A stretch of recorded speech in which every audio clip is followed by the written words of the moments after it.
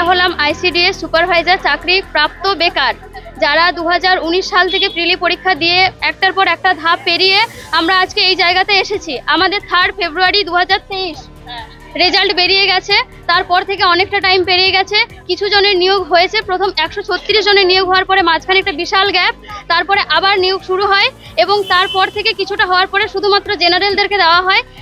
মানে caste discrimination হচ্ছে পুরোপুরি, কারণ আমরা রিজার্ভেশনে যারা ক্যান্ডিডেট আছি আমরা কেউ এখনো পর্যন্ত জয়েনিং পাইনি।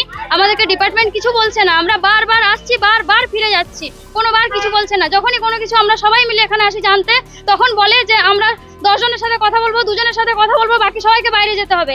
এইরকম ট্র্যাপ করে করে আমাদেরকে প্রতিবার বাইরে বের করে দেয়, তারপরে আমাদের কারোর সাথে কথা বলে না, কোনো রকম কোঅপারেশন করে না।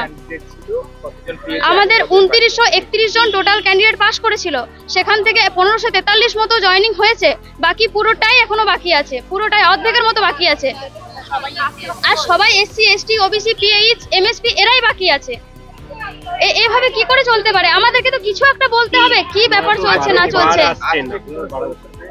এখনো পর্যন্ত আমরা কোনো উত্তরই পাইনি। জেনারেলদেরকে সবাইকে জয়েনিং দিয়ে অনগ্রসর জাতি, তফসিল জাতি, উপজাতি, পিছিয়ে পড়া জাতিদের জয়েনিং কেন দেওয়া হচ্ছে না? তাহলে সংবিধানকে অমান্য করার ক্ষমতা কার আছে এখানে? কারণ ওই সংবিধানের মধ্যে কেউ নয়, সংবিধানের মধ্যে কেউ নয় আলটিমেটলি। তাহলে কেন এই ডিসক্রিমিনেশন আমাদের সাথে? কি চাই আমরা?